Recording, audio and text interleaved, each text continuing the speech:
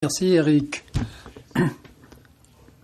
Tout d'abord, je suis désolé, je ne peux pas parler français, mais ce sera la dernière présentation en anglais. Vous allez souffrir un peu, j'en suis désolé.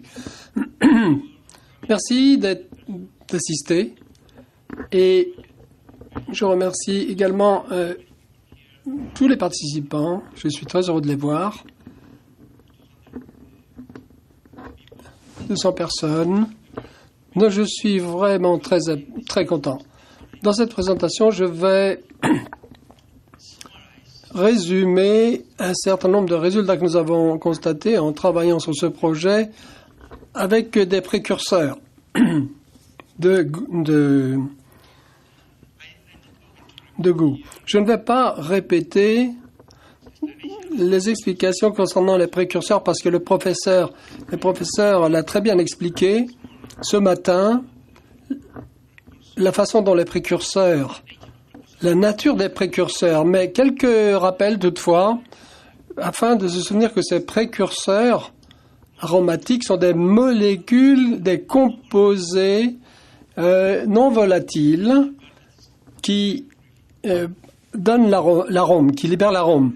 Et quand les raisins, dans le mou, dans le vin, il y a une hydrolyse et ces liens entre molécules est rompu. Donc, vous avez la partie volatile qui va vous donner le bouquet. Il y a deux espèces. Il y a les précurseurs aromatiques. On va étudier le lien entre molécules et la libération du bouquet. Et on a fait ces deux choses dans nos études. Comment est-ce qu'on peut étudier les précurseurs aromatiques? Tout d'abord, nous avons récolté les raisins et les grappes, Grenache, Carignan en Espagne et Fer-Servadou en France. Et on a récolté pendant 3 ans, de 2009 à 2011. Et ici, sur cette diapo, il y a deux choses qui sont importantes. Tout d'abord, on voit bien que les raisins ont été manuellement récupérés, récoltés. Et ce qui est important également de voir, peut-être plus important, c'est que les professeurs d'université peuvent également se charger de collecter les raisins. C'est important dans la situation économique du pays. Donc, vous avez donc ces raisins. Oui, je dois aller un peu moins vite? Non? Bon, allez, je continue. Eh bien, vous avez les raisins et on va essayer d'analyser ces précurseurs aromatiques, mais nous avons donc utilisé les raisins, on les a filtrés, on les a pressés, centrifugés et on finit avec un masque où on obtient un mou et ensuite on va isoler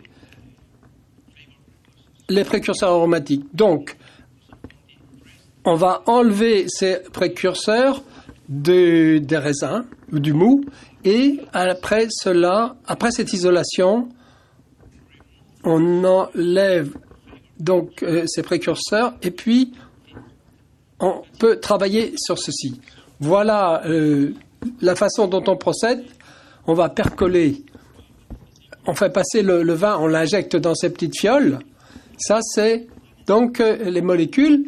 Et vous voyez, on voit ces molécules qui vont nous permettre de travailler.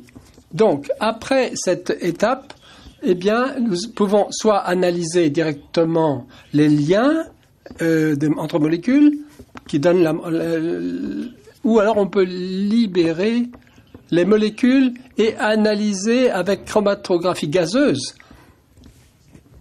En cas des précurseurs glycosylés, on a procédé de cette manière, mais pour les précurseurs cystéinés, on a procédé différemment. Ici, on obtient nos données. Et ça, c'est pour des précurseurs. Mais c'est pratiquement la même chose, avec de petites modifications pour le reste des données. On verra ceci cet après-midi dans la présentation suivante. Donc, après cette étape d'introduction, sur la façon dont nous travaillons dans ce cas, je voudrais vous donner quelques résultats, tout d'abord concernant donc les précurseurs glycosidiques dans les raisins. avec les molécules liées et ensuite on libère et analyse ce contenu. Voici le résumé donc des résultats que nous avons obtenus avec le monoterpénol et leurs dérivés et alpha-terpinol. Donc on peut établir ou on peut voir que nous avons ici des raisins divisés en 4 blocs, Grenache, différents millésimes, et également des répliques, mais ça c'est un résumé. Nous avons Carignan pendant 3 ans, Ferservadou et GRM. Donc, comme ceci a été dit précédemment, monoterpénones sont très importants, mais peut-être pas. On peut établir une limite de 20 microgrammes par litre et ce niveau est fixé et on peut s'attendre à ce qu'il y ait des variations subtiles et des notes florales. Mais il faut prendre en considération le fait que c'est une hydrolyse et le contenu sera, ou la teneur sera inférieure. Donc vous voyez ce qui se passe. Dans ce cas, ce qui est très intéressant, comme le professeur nous l'a dit ce matin, vous avez ce composé d'amassénone, bêta-damassénone et bêta-ionone. C'est donc deux composés sont très importants pour renforcer donc l'arôme. Et vous voyez, on les a trouvés dans différentes études et on s'aperçoit qu'il n'y a pas de relation avec le contenu de damassénone. Mais ici, on observe pratiquement la même chose. L'influence du millésime était plus important que le cultivar ou le cépage. Et vous voyez la même chose, le même mode d'augmentation sur différentes études. On obtient toujours à peu près la même croissance, la même évolution. Maintenant, on passe au vin. On va observer des données ou s'intéresser à des données concernant les composés qui sont libérés dans le vin. C'est central pour le vin. À partir des précurseurs, mais et donc les vins vont nous expliquer. On va utiliser des vins contrôles pour nos études afin d'effectuer un certain nombre de vinifications différentes. Mais nous avons un vin contrôle qui est utilisé pour nous permettre ou à des fins de comparaison. Et ultérieurement, on vous donnera donc plus de détails sur la vinification. Mais ici, il ne s'agit que du vin et le teneur de ces composés. Et vous voyez, une fois de plus, vous avez 25 mg par litre pour le linalol, comme le professeur Agustin nous a dit ce matin. Pour le muscatel, le muscat, 200, 300 microgrammes par litre. Et parfois même pas 12 microgrammes par litre. Donc, nous confirmons qu'il n'y a pas d'impact de ce composé, linalol, sur ces raisins ou sur ce cépage. Mais qu'est-ce qui se passe avec la teneur en bêta-damascénone dans le vin? Eh bien, ça c'est un renforceur aromatique. On s'est aperçu que 3 microgrammes par litre peuvent renforcer ce phénomène ici. Il n'y a pas.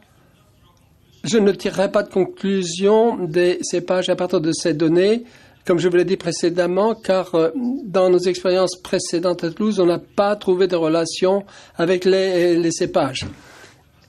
La bêta-damascénone vient des raisins, mais elle n'est pas si importante. Vous voyez, les millésimes.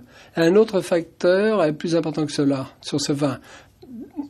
Mais sur les raisins espagnols, on constate des niveaux avec ce seuil de 3 micros par litre. Donc, un autre composé pour l'origine des vins, le mercaptohexyacétate, avec des composés qui sont libérés donc dans le vin. Et vous voyez ici que ce cultivar, ce cépage n'est pas bien connu. en ce qui concerne les caractéristiques de ces cépages. Mais on sait que au-delà de 50 microgrammes en nanogrammes par litre, cet acétate sur les vins blancs est bien présent. Et on peut apprécier une note de fruits tropicaux dans ce vin.